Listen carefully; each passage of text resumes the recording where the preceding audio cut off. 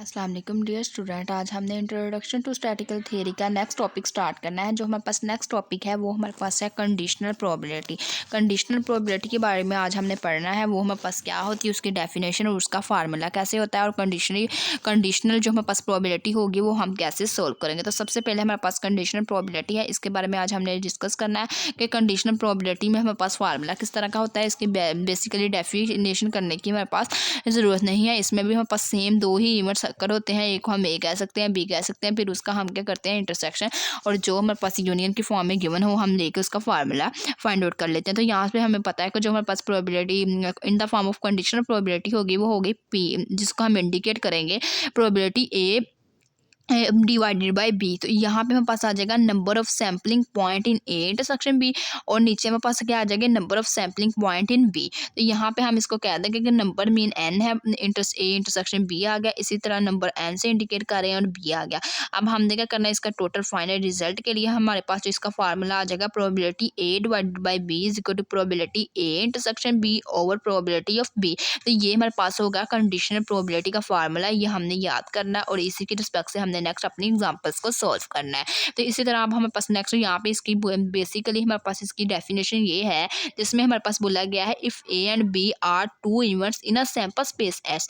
हमारे पास ए और बी हमारे पास क्या दो इवेंट्स हैं सैंपल स्पेस एस के अंदर, probability of B is not equal to zero. जब प्रोबेबिलिटी ऑफ बी है वो हम बस इक्वल नहीं होगी जीरो के, then the conditional probability of event A given that B can be occur. जो प्रोबेबिलिटी ऑफ इवेंट ए होगी वो अकर कर जाएगी प्रोबेबिलिटी ऑफ बी के इवेंट को। हम इसको क्या करेंगे, जो कंडीशनल प्रोबेबिलिटी है उसको हम लिखने का हमारे पास फॉर्मेट होगा probability of A divided by B, और उसको हम डिफाइन कर देंगे probability of A divided by B is equal to probability A intersection B over probability of B. अगर हमारे पास यहाँ पे नेक्स्ट बोला जाए इफ अगर हम कह दें कि प्रोबेबिलिटी ऑफ बी हमारे पास क्या है जीरो है, तो जब हम इसमें जीरो पुट करेंगे समथिंग ओवर जीरो तो वो हमारे पास क्या आ जाएगी अनडिफाइंड। तो यह condition of the probability P A intersection be remain undefined हो जाएगी। तो सिमिलरली हम कह देंगे कि जो हमारे पास अगर हम विद रिस्पेक्ट टू ये पी ए ओवर बी के रिस्पेक्ट से अगर हम देखें कि प्रोबेबिलिटी ऑफ बी ओवर ए की हमने फाइंड आउट करनी हो, तो वो हमारे पास क्या आ जाएगी प्रोबेबिलिटी ए इंटरसेक्शन बी वैसे ही आ जाएगा। तो ये प्रोबेबिलिटी ऑफ जो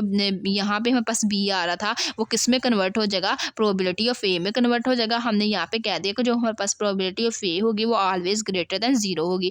उसके बाद हमारे पास यहाँ पे इसकी कुछ कंडीशंस है, कंडीशनल प्रोबेबिलिटी की सबसे पहले हमारे पास क्या होना चाहिए, वो 0 और 1 के दरमियान लाई करनी चाहिए, और उसका जो अगर हम सम लें तो वो हमारे पास इक्वल टू 1 आना चाहिए। अगर हम इसका यूनियन लें तो वो हमारे पास क्या आना चाहिए, उसी नंबर का डिवाइजेबल होना चाहिए। मतलब हमने क्या किया, हमें बोला गया probability A1 union A2 divided by B. तो यहाँ से हमने कह दिया कि प्रोबेबिलिटी जो A1 है वो डिवाइड कर रही है बी को, इसी तरह प्रोबेबिलिटी जो A2 है हमने कह दिया वो डिवाइड किसको कर रही है, बी को। तो ये हमारी थी वीडियो जिसमें हमने इसकी डेफिनेशन पढ़ी, इसके फार्मूला पढ़े, दो फार्मूले, और इसकी तीन कंडीशन को हमने आज स्टडी किया। उसके बाद अब नेक्स्ट हम देखते हैं इससे रेलेवेंट हमारे पास इसकी एग्जाम्पल है हमारे पास 6.17, जिसमें हमारे पास बोला गया 2 कॉइन्स आर टॉस। हमने 2 कॉइन्स को क्या कर लिया, टॉस कर लिया। मतलब यहाँ पे हमने इसकी पता है 2 पावर हमारे पास n होता है, 2 पावर 2 हमारे पास क्या होगा 4। हमने क्या किया, यहाँ से इसके 4 पावर सेट बना लिए, हेड हेड हेड टेल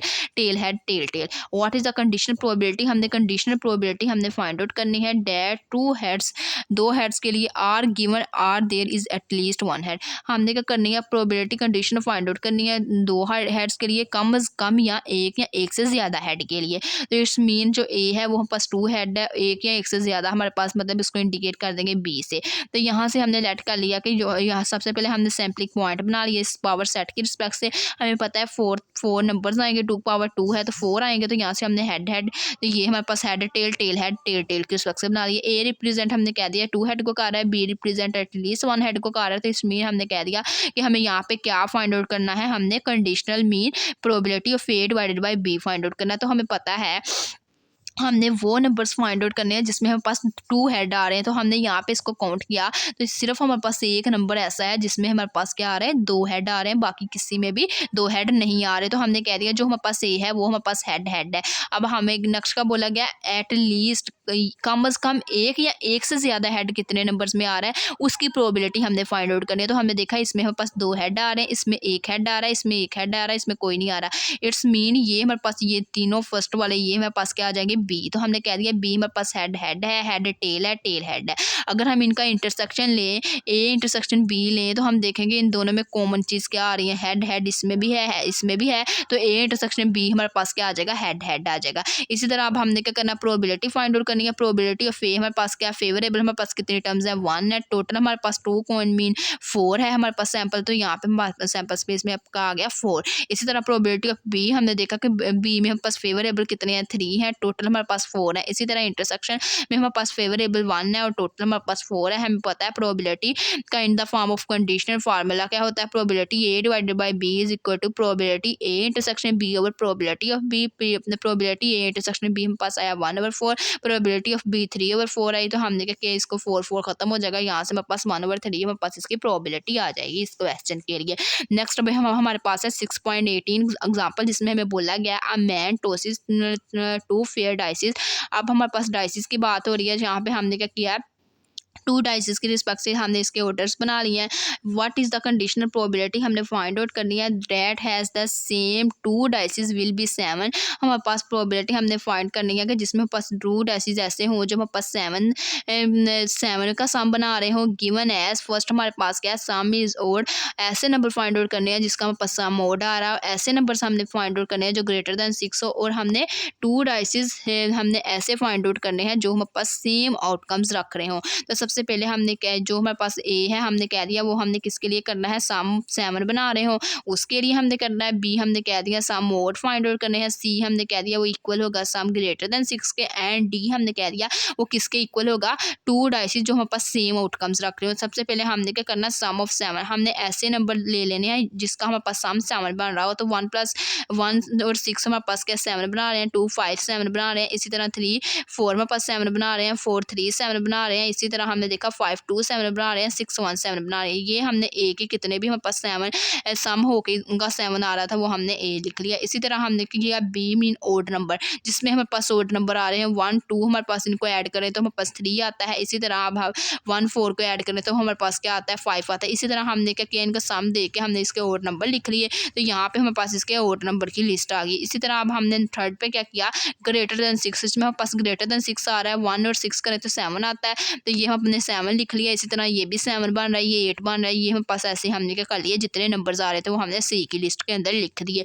उसके बाद डी हमने फाइंड आउट करना है। तो हमने क्या करना है, सेम आउटकम्स के लिए काम करना है, मतलब जिसमें सेम आ रहा है। 1 1 सेम है ये लिख लेंगे, 2 2 सेम है ये लिख लेंगे, 3 3 सेम है ये लिख लेंगे, 4 4 सेम है ये लिख लेंगे, 5 5 सेम है ये लिख लेंगे, 6 6 सेम है ये लिख लेंगे। तो ये हमारे पास डी का क्या बन जाएगा, डी की हमारे पास लिस्ट बन जाएगी। अब हमने क्या करना है, इनका सबका इंटरसेक्शन फाइंड आउट करना है। A intersection B find out करना है, A intersection C, A intersection D वो इसलिए फाइंड आउट करना है क्योंकि हमने कंडीशनल प्रोबेबिलिटी की रिस्पेक्ट से हमने फार्मूले के अंदर पुटिंग करनी है। तो यहाँ पे हमने सबसे पहले देखा कि ए इंटरसेक्शन बी, जब हम इन दोनों का इंटरसेक्शन लेंगे जो हमारे पास कॉमन पॉइंट्स आएंगे वो लिख लेंगे। जो ए इंटरसेक्शन सी का कॉमन हम क्या करेंगे, दोनों में आ रहे होंगे वो वाले नंबर्स वो लिख लेंगे। इसी तरह ए इंटरसेक्शन डी करेंगे, जो हमारे पास उनमें कॉमन पॉइंट्स आ रहे होंगे वो लिख लिए। अब इंटरसेक्शन ले लिया, अब हम पास सारी इसकी आ गई प्रोबेबिलिटी। अब हमने क्या करना है, probability A B C D की हमने फाइंड आउट कर लेनी है। विद रिस्पेक्ट टू प्रोबेबिलिटी हमने बात करनी है, फेवरेबल आ गया। टोटल हमें पता है हमारे पास कितने हैं, 6 पावर 2 है तो वो हमारे पास 36 है। टोटल हमारे पास कितने होंगे, 36 होंगे। फेवरेबल हम इनको काउंट करके लिख लेंगे। तो यहाँ से हमने क्या किया, नेक्स्ट स्टेप्स के अंदर हमने क्या किया है, हमने प्रोबेबिलिटी ऑफ ए लिख ली। हमने क्या किया, फेवरेबल काउंट किए ए के, वो हमारे पास 6 आ रहे थे, टोटल हमारे पास 36 है। इसी तरह प्रोबेबिलिटी ऑफ बी लिख ली, वो 18 है, टोटल हमारे पास क्या आ रहे थे 36। इसी तरह प्रोबेबिलिटी ऑफ सी लिख ली, तो हमारे पास फेवरेबल 21 थे तो 36 आ गए। इसी तरह हमने डी का लिख लिया, फेवरेबल 6 थे, टोटल 36 है। इसी तरह प्रोबेबिलिटी इंटरसेक्शन बी जो आई है 6/36, प्रोबेबिलिटी हमने इंटरसेक्शन सी लिख ली, वो हमारे पास 6/36। इसी तरह probability of A intersection D लिख ली, वो हमारे पास आ गई 0।